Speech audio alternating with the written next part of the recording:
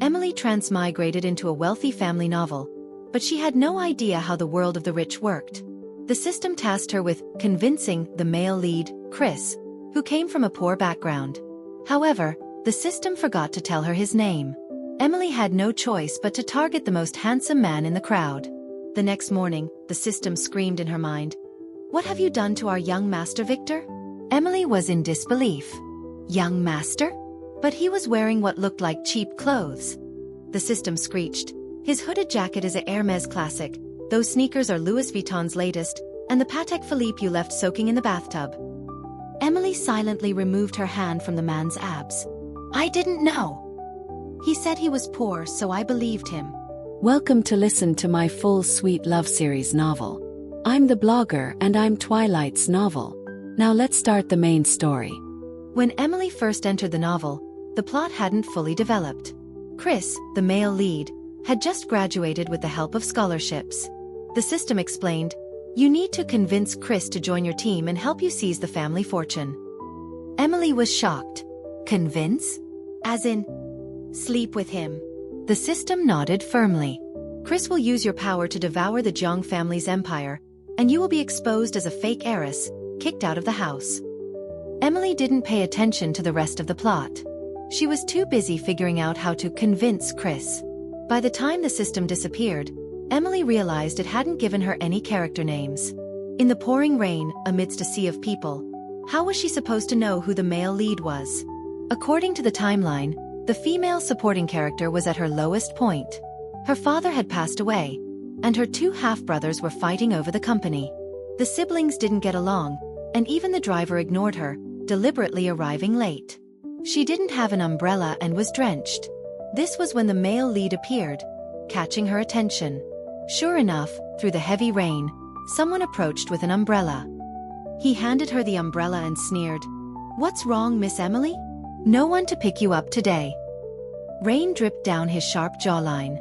Emily was momentarily dazed and suddenly asked, "Do you hate me?" He paused for a moment, then nodded gracefully. Handsome, and he disliked her. Most importantly, he was wearing clothes she couldn't recognize, likely bought from a flea market. This had to be the male lead. Emily threw the umbrella aside and kissed him. He froze for a full 10 seconds. Then he pushed her away fiercely. "Emily, are you trying to get yourself killed?" The male lead's name was Victor, a recent graduate and Emily's classmate.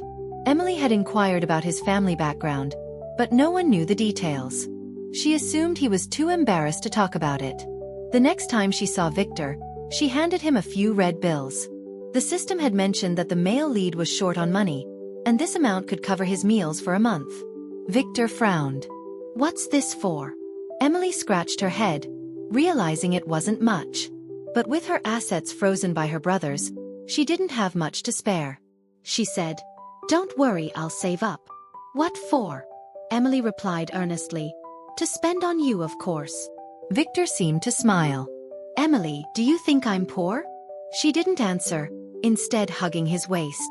"Look at how thin you are. Do you even eat properly? And your clothes, they look so loose and ugly. They must be cheap, right? Or hand-me-downs from uncles. Use this money to buy something better." Victor let her nuzzle against his chest in silence. After a while he chuckled. "You're right. I am quite poor." In reality, Emily was also broke. Her two brothers had frozen all her assets and kicked her out of the house. Down on her luck, she hadn't enjoyed any of the privileges of being a wealthy heiress. To survive, Emily had to find a job. The original host had turned dark after being overworked in the corporate world. But Emily was used to being overworked and could find joy in the struggle. She brought Victor back to her rented apartment. Relying on her meager salary, she bossed him around. Another storm hit. Victor's camp bed was soaked, forcing him to share her only bed. Emily claimed she was cold and snuggled into his arms. His body grew warmer, making her sweat. Just as she tried to pull away, he pulled her back. "Stop moving," Victor said, his voice low and hoarse. Emily cupped his face worriedly. "Victor, are you sick? Do you need water?" His gaze lingered on her lips, his Adam's apple bobbing as if he were truly thirsty. She said seriously, "What do you want to drink?" "I have cola, cold water, and..." Before she could finish, he kissed her. The stamina of a young man was impressive. Every time Emily woke up, she wished she could pass out again. It was endless, chaotic, and overwhelming. When they ran out of condoms, Victor didn't stop. Emily numbly protested. "No, I can't." Victor said nothing, only kissing away her tears.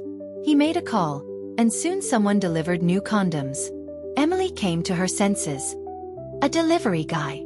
But the person at the door was a bespectacled man in a suit. Victor tore open the new pack and covered her eyes. No distractions. The system's scream echoed in her mind. Emily half awoke, only to be pulled back into Victor's arms. He stroked her chin like a cat. "Why are you up so early?" Her gaze swept over the messy floor, littered with torn fabric. The semi-sheer nightgown she had prepared as a surprise had lasted less than 10 minutes before being shredded. Thinking of this, Emily kicked him. "Do you know how much that nightgown cost?" He kissed her. "How much?" $299. Almost $300. Victor fell silent, his eyelashes drooping like a puppy awaiting punishment. But by the time Emily realized what was happening, her hands were pinned above her head. "Let me make it up to you. Okay?" His cool fingertips brushed her waist, sending a shiver through her. The system, witnessing all this, finally snapped out of its shock. It screamed, "Host! What have you done to our young master?" Emily spent half an hour going over the details with the system. "Didn't you tell me to convince the male lead?" The system clutched its head, screaming, "Convince! As in persuade. Not sleep with him. And look who you slept with?" Emily's heart sank. She tentatively asked, "Isn't he the male lead? Handsome, dressed in cheap clothes, looking poor." "Poor? He's not poor. His hooded jacket is a Hermès classic. Those sneakers are Louis Vuitton's latest, and the Patek Philippe you left soaking in the bathtub." Remembering last night's indulgence, Emily turned pale. How could she have made such a huge mistake? The system was in despair, inhaling oxygen with one hand and smoking with the other. Once the female lead appeared, the male lead would fall head over heels for her. Emily, out of jealousy, would scheme against her, committing countless misdeeds. In the end, she would be disgraced and become a plaything for the upper class. In the original novel, Emily died at Victor's hands. Suddenly, her finger itched. Emily looked down to find a diamond ring on her finger. It sparkled brilliantly. Victor lowered his gaze. "I didn't know what you'd like, so I bought one of each." "Don't worry, I'm richer than you think." Ha! The young master of the Victor's family. Powerful and wealthy, far beyond what the word rich could describe. Emily gritted her teeth.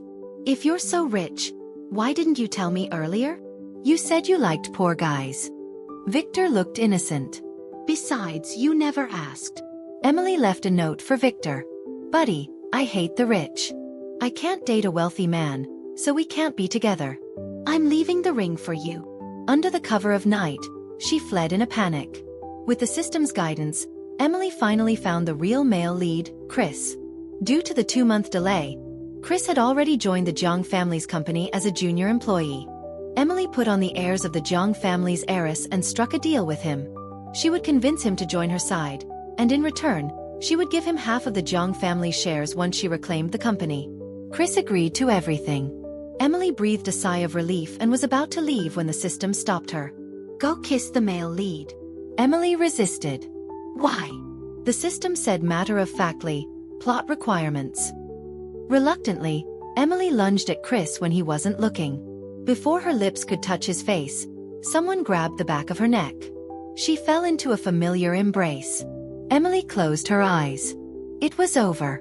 She hadn't used enough sleeping pills. Victor loosened his tie and quickly bound her hands. He glanced at the stunned Chris and said coldly, "You're welcome." Chris, having saved his first kiss, looked at them in confusion.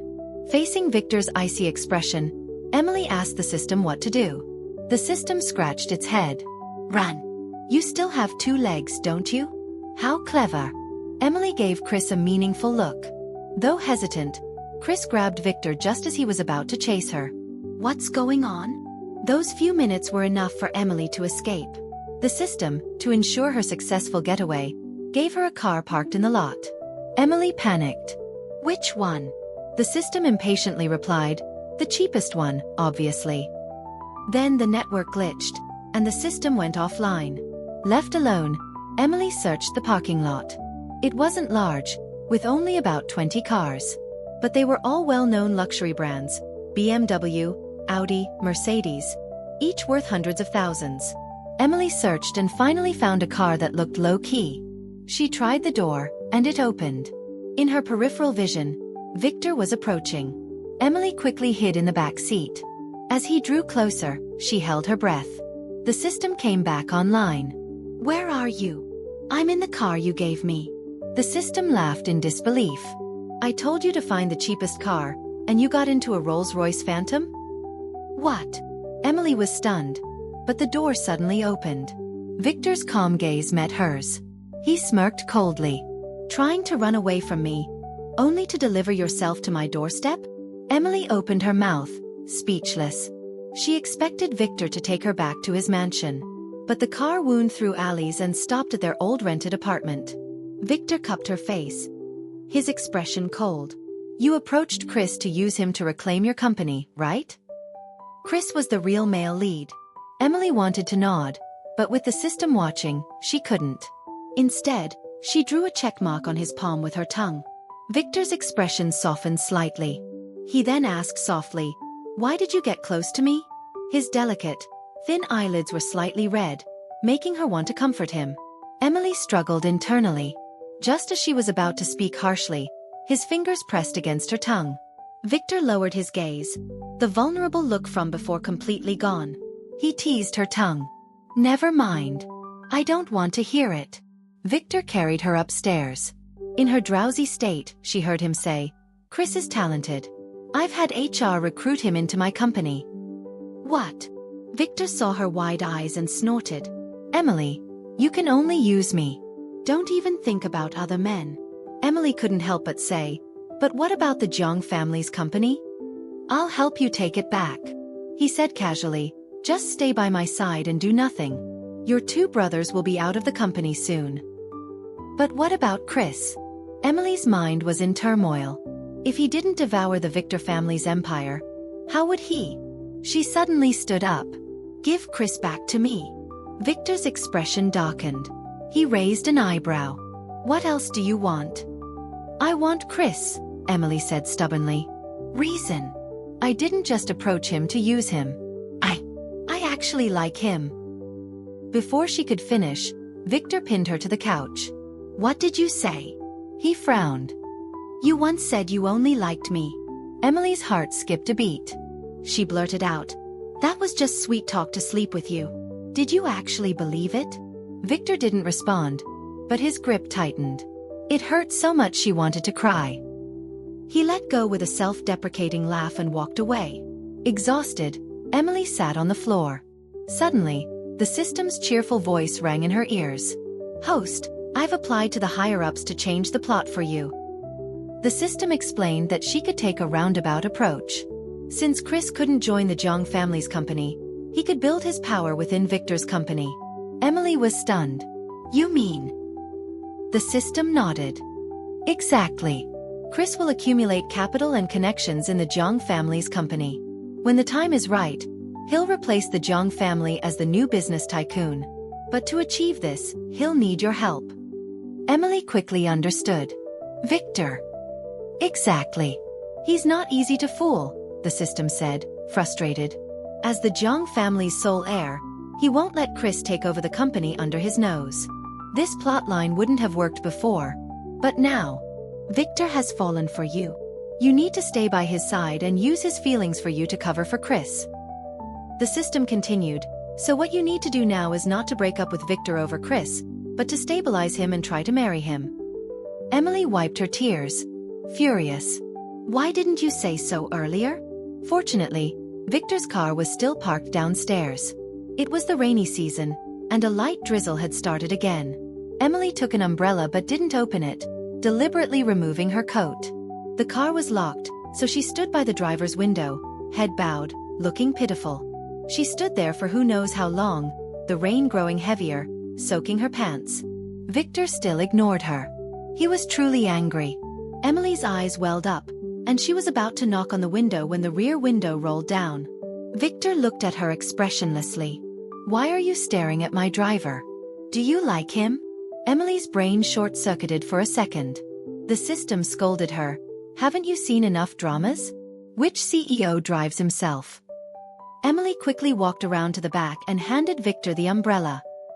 He looked at the umbrella in his hand. "You got yourself soaked just to bring me this? I was worried about you. I didn't want you to catch a cold." Emily deliberately raised her arm so he could see her soaked white shirt. "Victor, I'm sorry. What I said earlier was just out of anger. I don't like Chris at all. What I said about liking you was true." Her voice trailed off, swallowed by the rain. Victor coldly stared at her. "Are you done?" Emily was stunned.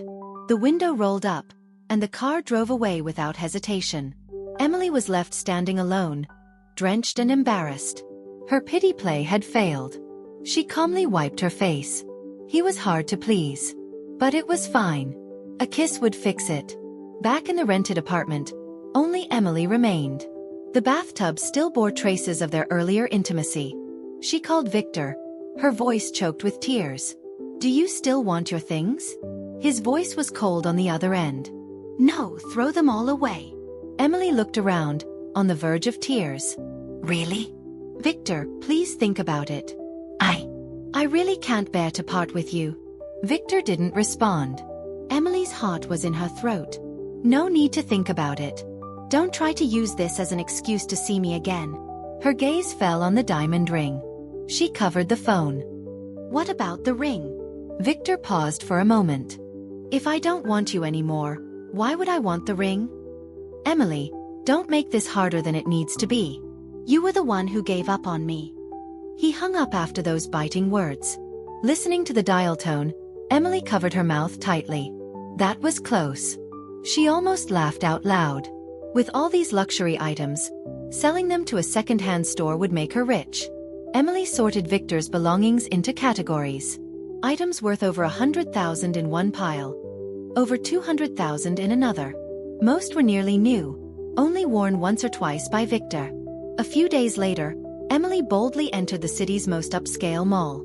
She started selling Victor's belongings, beginning with his sunglasses, scarf, and razor. The resale value of luxury items was much lower than the original price. But to Emily, it felt like picking up free money. When she tried to sell Victor's watch, worth millions, the store managers gathered, looking serious. Emily grew nervous. Had Victor bought a fake? She approached them. "Is there a problem?" The manager looked up. "Miss, this watch is a limited edition. Only one was released in North China. We only sell to select clients. May I ask how you came by this piece?" Emily's smile froze. "This was bad," she awkwardly replied. "It was a gift." The managers exchanged doubtful glances. Emily panicked. "I don't want to sell it anymore." The clerk smiled politely. "Miss, we've already contacted the original owner. Given the high value, we've reported this to the police as per headquarters instructions." What? They could contact the buyer? Emily grew anxious. She tried to leave but found security blocking the exit. Was she being treated like a thief? Emily pleaded. "I don't want the items anymore. Can you let me go?" The manager stared at her sharply. "Why are you nervous?" "Afraid of the police." Emily was on the verge of tears. "The previous owner of this watch is my ex." She suddenly stopped herself. Ex-boyfriend? But she and Victor weren't even that. The police arrived first. The clerk explained the situation. "This watch is a limited edition, priceless. According to headquarters records, it was purchased by Victor Jiang, CEO of the Victor Group. Yet this young lady is trying to sell it. We suspect theft." The officer asked Emily, "What's your relationship with Mr. Victor?" What relationship? They'd slept together, but she couldn't say that. As Emily stammered, the officer shook his head and handcuffed her. Just then, Victor strode in, followed by several clerks. He looked like he'd just come from a business event, dressed in a suit, exuding elegance. He gritted his teeth. "Emily, you actually sold my things?" Facing the police, clerks and Victor, Emily felt the need to explain. I'm not a thief. Mr. Victor can confirm that he told me to get rid of these items. Everyone looked at Victor. He crossed his arms and nodded grimly. Emily breathed a sigh of relief. The clerk suddenly understood. No wonder I heard from other staff that you sold a lot of men's luxury items. Out of the corner of her eye, Emily saw Victor sneering. He grabbed her as she tried to flee, both angry and amused. Emily, you're something else. The Oscars owe you an award. You sounded so pitiful on the phone, then turned around and sold all my things. Why not sell me too? Or is there still something you want from me? Emily argued softly. It's better than wasting them. If you feel cheated, I can give you some money back. Couldn't you have kept them? Victor was furious. We were together. Couldn't you have kept something as a memento? How heartless can you be? Did you ever even like me? Who says I didn't keep a memento? Emily held up her hand. I didn't sell the ring. Victor's eyelashes fluttered. His gaze fell on the ring, emotions swirling in his eyes. Emily took the chance to hug him, resting her forehead against his chest. I only sold those things because I missed you so much. The apartment was filled with your scent. Being alone, surrounded by your things, drove me crazy. But this ring is a symbol of our love. I couldn't bear to part with it, no matter how much it hurt. Victor didn't push her away. He remained silent, but his heart was racing. Emily could feel it pounding against her cheek. She waited patiently. Finally, his hands returned to her waist. Emily secretly sighed in relief. That spendthrift. He'd engraved both their names inside the ring. How laughable. It was unsellable. Victor demanded she buy back all his belongings. Emily hesitated. But I don't have enough money. How is that possible? She glanced at her slightly bulging stomach. Well, she'd spent a good portion of the money treating herself. Victor was both angry and amused. You spent over 100,000 on one meal? Are you a glutton? So what? Emily muttered. I just wanted to see what a piece of lettuce that costs $888 tastes like.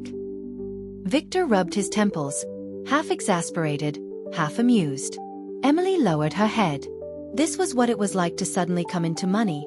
She didn't care about quality, only price. But now she had to pay Victor back for all her splurging. Overnight, her former bedmate had become her creditor. Looking at the repayment plan, which was even higher than a mortgage, Emily was in agony. Can I pay you back with my body? Victor sneered. Sorry, I'm a law-abiding citizen. I don't engage in transactions involving money and sex. Besides, he added lightly, clutching his clothes, wouldn't that be letting you off too easy? Emily's salary couldn't cover the debt. So Victor arranged for her to join the Victor Group as his secretary. She thought for a moment. Are you sure you want to be my boss? He replied indifferently. Is there a problem? Well, Emily said sincerely, we employees never fall for our bosses. Especially our direct superiors. They're the ones we cuss the most. Victor paused while signing a document. He looked at her for a long moment. A few days later, Emily became Chris's subordinate. Chris, true to his role as the male lead, worked tirelessly. His employees were miserable. Except for Emily. Chris was convinced she and Victor were involved. He thought she was Victor's spy and never let her handle any important tasks. Thus, Emily spent half a year as a slacker at the Victor's group. Everyone assumed she was Victor's mistress. Until news broke online that Victor was set to marry a mysterious heiress. In the break room, Emily was secretly enjoying the company's free coffee. Chris approached her. Don't be sad. You'll find someone better. Emily was confused. What's wrong now? Chris showed her a video taken by paparazzi. Under a street lamp, Victor, dressed in black, was kissing the mysterious heiress. Chris comforted her. She's a wealthy heiress, not like us working-class folks. It makes sense for Victor to be with someone of his own class. Emily stared at the video in silence. Did you forget something? What? Emily said uncertainly. Isn't my character also a wealthy heiress? It took Chris a full 10 minutes to process this. During that time, Emily rewatched the video. It reminded her of a night a month ago. The system had told her Victor would pass by after a business dinner. It said Victor's coldness was just him sulking. Seize this chance to win him over. I've arranged some help for you. The system's help turned out to be a group of thugs. But Emily didn't realize this at the time. In the dark, several leering men approached her. Terrified, Emily backed away and fell into Victor's arms. Under the street lamp, his beautiful eyes were calm yet bright. The system urged her. Go. Kiss him. I'll tell you a secret. He was drugged at the dinner. Just beckon and he'll pounce on you. Emily bit her lip and cautiously reached out to hug him. When she felt him trying to push her away, she boldly kissed him. His lips tasted sweet, like grapes. Emily savored the kiss. Want to come upstairs? She whispered seductively. Victor closed his eyes. I don't sleep with women who only want me for my body. Emily, you're a liar. Emily knew nothing about the arranged marriage. A few days later, her two half-brothers approached her. Sister, despite our differences, we can't let our father's company fall into the Victor's family's hands. Only then did Emily learn that Victor was about to acquire the Victor's group. Her brothers, desperate, decided to use her to win Victor's favor. After all, Emily was known as one of the city's great beauties. The so-called marriage was essentially selling her to Victor. Emily wanted to leave, but her vision blurred. Her brothers' voices reached her ears. Let's take her to Victor's bed right now. Emily had already secretly dialed the police. Hearing this, she fainted instantly. Great, the villains had delivered her to her future husband's bed. It had been a while since she'd been intimate with Victor. The thought excited her. Feeling someone sit by the bed, Emily leaned over and nuzzled his hand. Kisses, caresses. Victor only held her, refusing to go further. The more restrained he was, the bolder Emily became. In the heat of the moment, Victor asked if she loved him. Emily nodded without hesitation. Only then did she realize he was testing her sincerity. She asked, If you don't trust me, why marry me? Why do you think? His soft words struck a chord in her heart.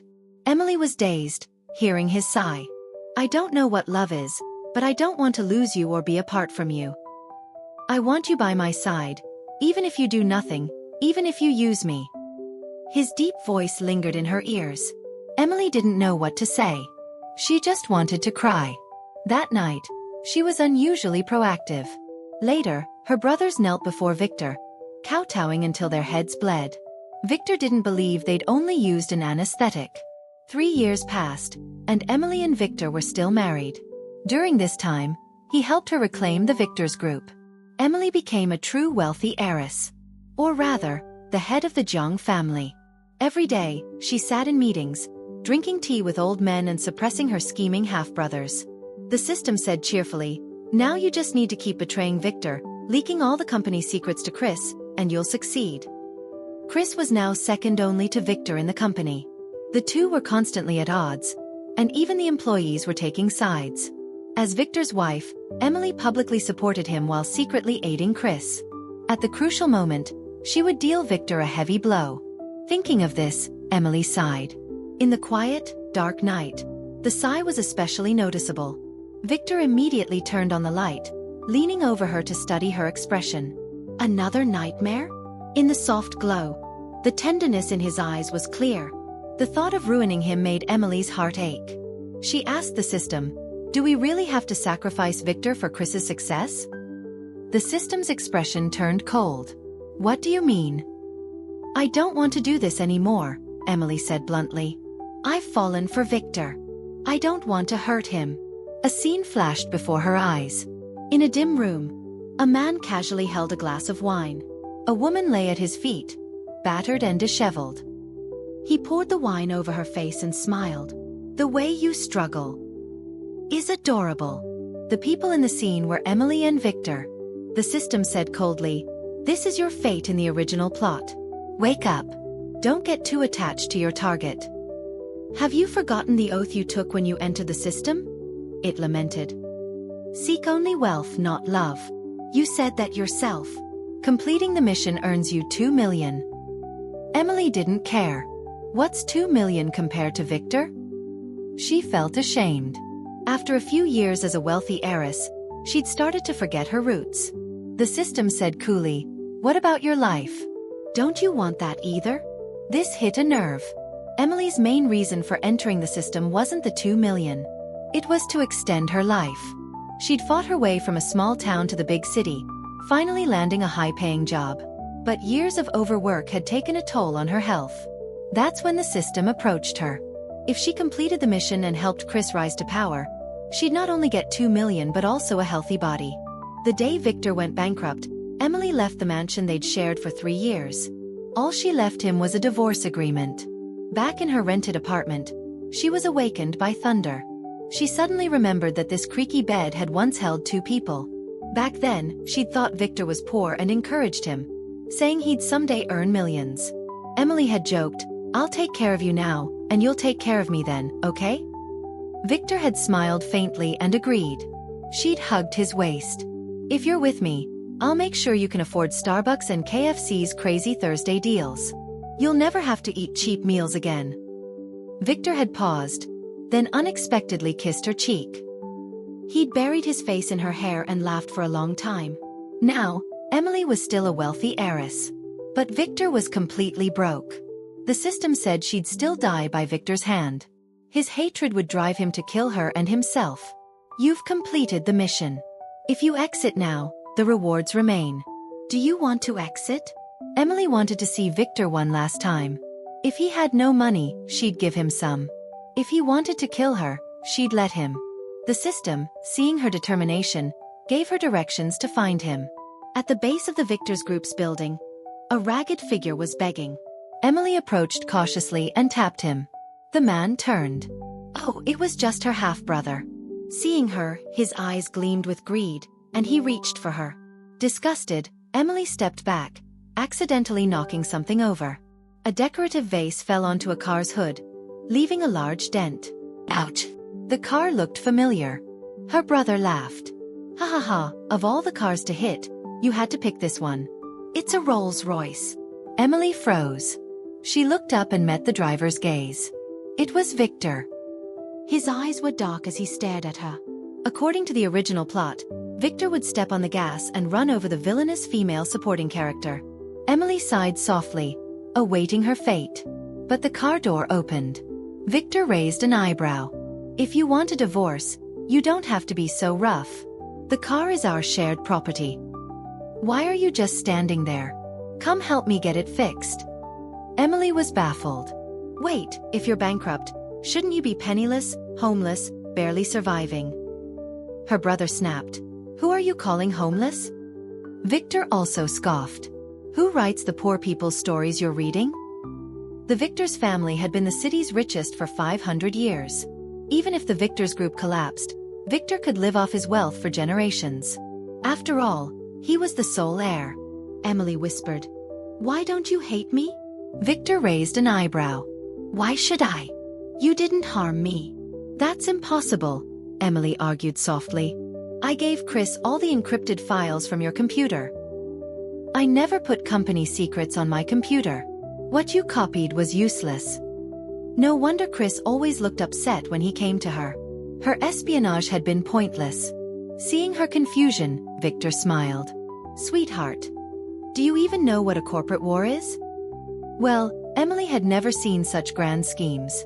It was all the TV drama's fault for not explaining clearly.